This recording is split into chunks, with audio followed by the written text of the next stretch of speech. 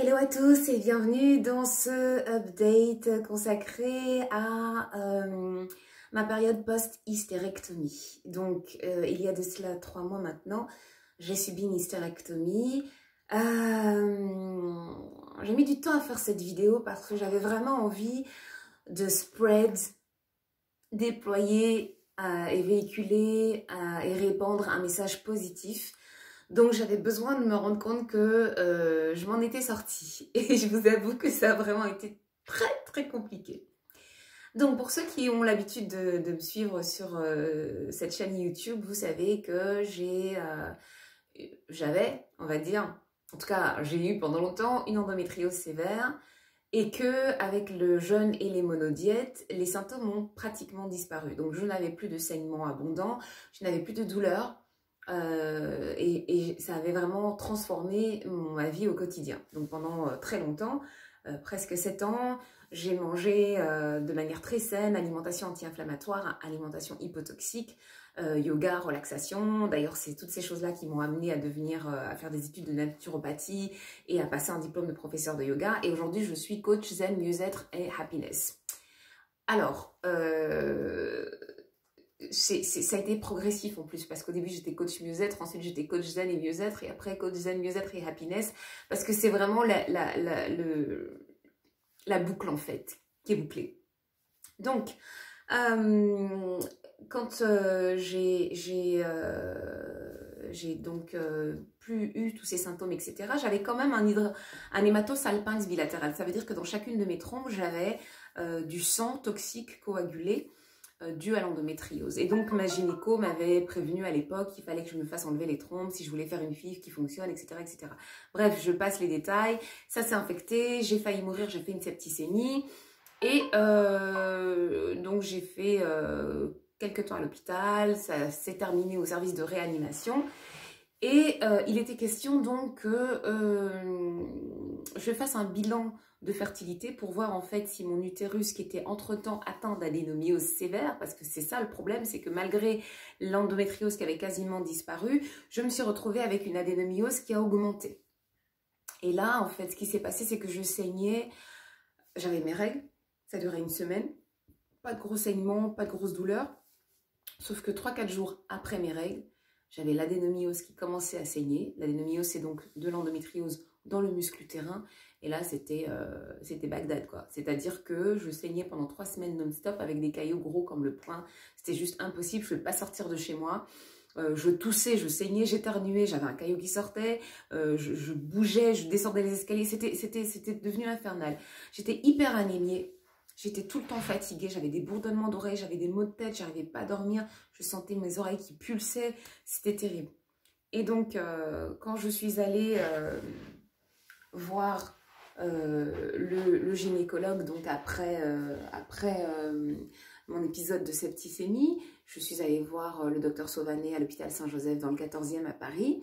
Je lui ai expliqué toute mon histoire et il m'a dit, bon, bah, il faut enlever effectivement les trompes parce que moi, j'avais encore un désir de faire une FIV. Sauf que quand il m'a fait l'intervention, il est revenu avec une tête pas très sympathique en me disant, bah, j'ai pas vu vos trompes. Comment ça, vous n'avez pas vu mes trompes? Ah, j'ai pas vu vos trompes, impossible d'avoir accès à vos trompes, j'ai pas vu vos trompes, j'ai pas vu vos ovaires. De toute façon, votre utérus, c'est un magma indéfinissable. Et effectivement, le truc, c'était que c'était tellement ce qu'on appelle en anglais frozen pelvic, c'est-à-dire que c'était un pelvic figé, que rien n'était visible. Voilà, il y avait des adhérences partout. Bon, donc ça, c'était pas une très bonne nouvelle. Et il m'a dit, vous savez, il faut vraiment commencer à envisager l'hystérectomie. Et moi, je lui ai dit, mais moi, je ne désespère pas de tomber enceinte. Je voudrais au moins faire un bilan de fertilité et puis au moins faire une IRM pour voir concrètement à quoi ça ressemble. Et là, effectivement, bah, s'il n'y a aucune chance de tomber enceinte, ou si ma réserve ovarienne est trop entamée, étant donné que je suis en préménopause depuis presque 10 ans, bah voilà, ok. Sauf que, les amis, il me donne rendez-vous début octobre et il me dit, voilà, ce que vous allez faire, c'est que le 6 octobre, vous allez aller faire votre IRM, votre prise de sang, on va voir la fertilité, la MH, etc.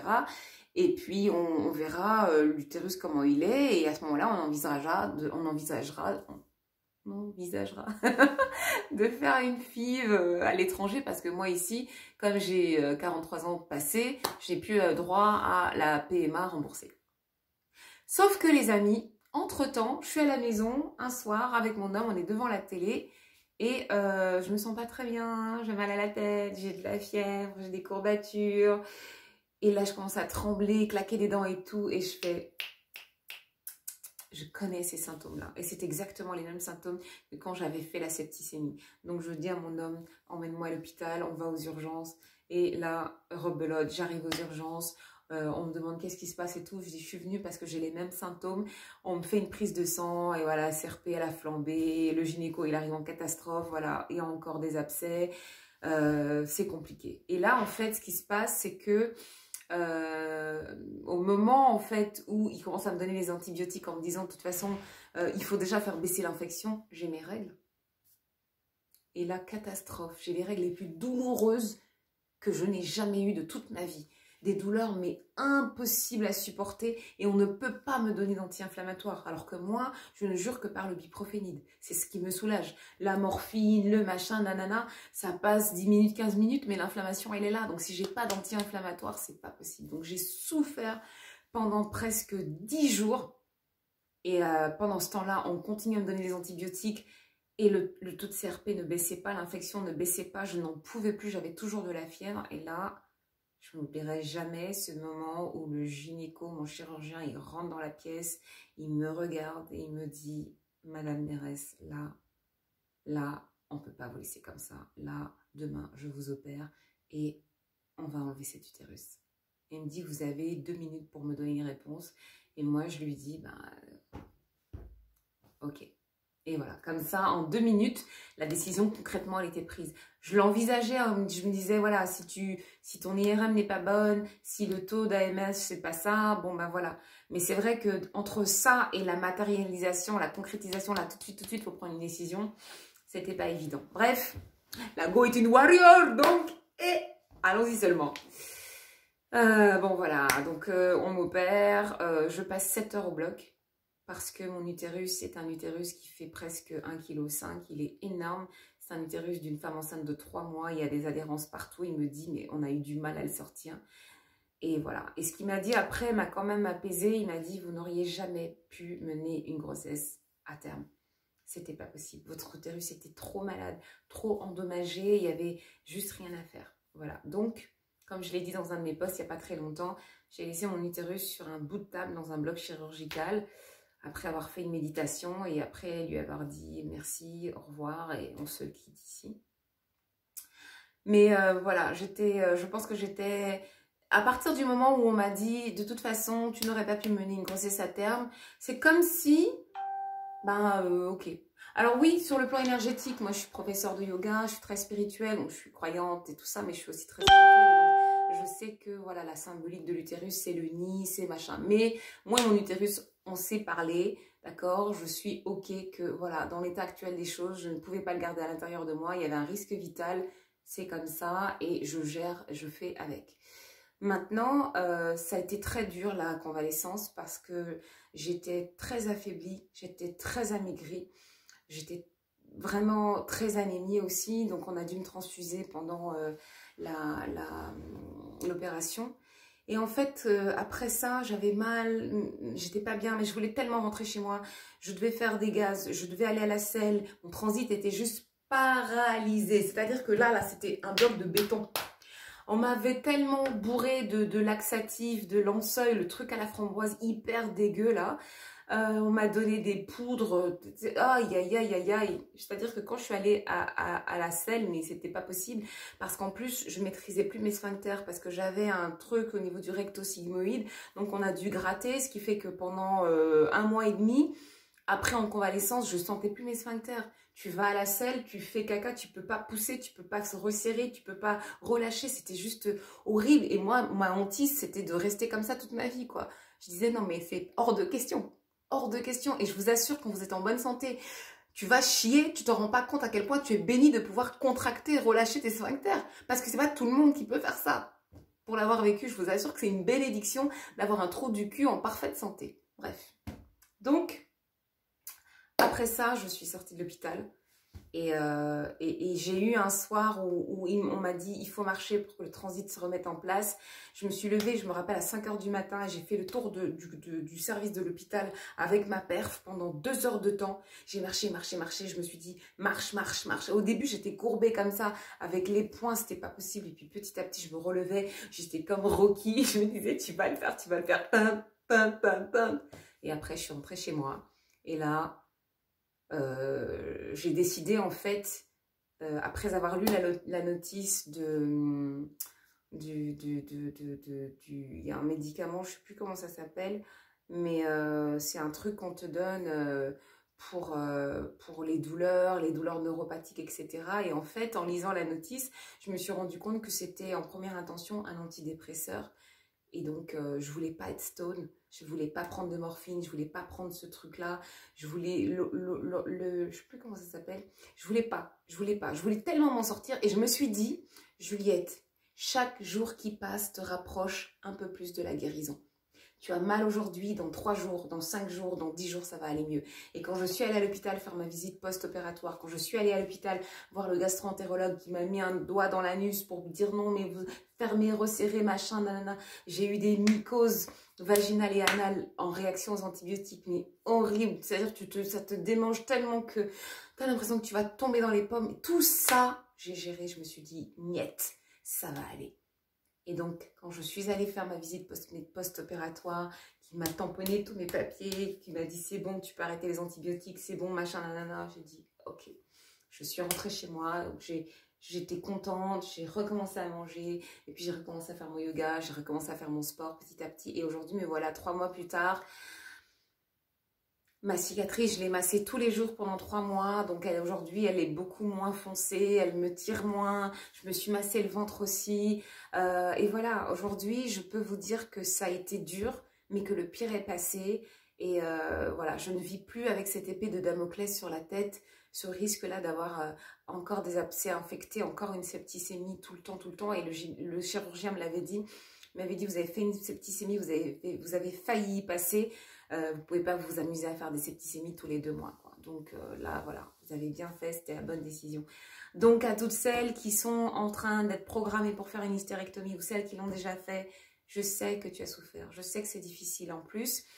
Je pense que entre celle qui se fait faire une hystérectomie et qui a déjà eu des enfants et celle qui n'en a pas eu, le ressenti et le vécu n'est pas le même. Je sais que c'est pas évident. Mais quand il y va de ta santé, quand il y va de ta survie, je pense que c'est fondamental. À un moment, il faut, comme on dit, il faut se passer en premier. D'accord? Il y a des millions d'autres façons d'être maman. Tu peux adopter, même si je sais qu'en France, c'est moins évident qu'en Afrique. Mais voilà, j'ai envie de te dire, la vie reste belle. Et moi, je suis persuadée que la vie reste belle. Je me lève tous les matins avec le sentiment d'être en vie. Je suis reconnaissante, je suis pleine de gratitude parce que je suis en vie. Je pense que j'ai dépassé la déception. Je suis en train de faire le deuil de l'enfant biologique. Bon, il était en train d'être fait depuis quand même pas mal de temps parce que je suis passée par plein d'épreuves, notamment la PMA, etc. Donc, plus tu vois le truc s'éloigner, plus tu fais le deuil. Et aujourd'hui, voilà, je suis avec un homme que j'adore. J'ai des amis, j'ai des neveux, j'ai les gens que je coach. Mon travail de coach m'épanouit au plus profond. Et je pense que si j'étais pas passée par tout ça, j'aurais jamais pu être la coach que je suis aujourd'hui. Qui peut aussi bien coacher en divorce parce que j'ai divorcé 2 fois, en mariage parce que je me suis mariée 3 fois, en infertilité parce que je l'ai vécu, en PMA parce que je l'ai vécu, en endométriose parce que je l'ai vécu, en hystérectomie parce que je l'ai vécu, en ménopause parce que je l'ai vécu et en positive attitude parce que c'est ce qui me porte tous les jours, c'est la positive attitude. Voilà, c'est de me dire que chaque jour qui commence, chaque nouvelle journée qui m'est offerte, c'est une occasion de me challenger, c'est une occasion d'en découvrir plus sur moi, c'est une occasion de savoir qui je suis. Et comme je dis toujours, on n'a pas la maîtrise de ce que le bon Dieu ou ce que la vie ou ce que l'univers nous envoie. Les hauts et les bas, on ne peut pas les maîtriser, d'accord? En revanche, on n'en connaît ni les pourquoi ni les comment, mais en revanche, moi je peux décider d'en faire du caviar ou du caca. Ça veut dire, je peux décider que ça va me challenger, ça va me pousser à me dépasser, ça va faire en sorte que je serai une version plus authentique de moi-même, Ou je peux aussi m'apitoyer sur mon sport en disant c'est la merde. Voilà. Et ouais, mais non. Donc, les situations peuvent être difficiles, mais décide ce que tu en fais. D'accord? Tu as une endométriose, décide de ce que tu en fais. Tu as une adénomyose, décide de ce que tu en fais. Tu es infertile, décide de ce que tu fais de cette infertilité. Ne laisse pas la maladie gagner. Ne laisse pas l'infertilité bousiller ta vie, bousiller ton couple. Être maman, c'est pas une fin en soi, je vous assure les filles. C'est pas une fin en soi. Ça ne détermine pas qui tu es en tant que femme. Tu peux être femme de 1001 façons différentes. Être maman, c'est une grâce, c'est un cadeau. Et je pense qu'être maman biologique, porter son enfant, accoucher, l'allaiter, c'est une bénédiction. C'est une expérience humaine, charnelle et sensitive, inexprimable et inexplicable si tu ne l'as pas vécu. Mais tu peux aussi t'accomplir en tant que femme différemment et c'est ce que je veux que tu retiennes. Voilà, cette vidéo était un petit peu longue. J'espère que je ne vous ai pas trop saoulée. Je vous dis à très bientôt pour une autre vidéo. Au revoir, à tout bientôt.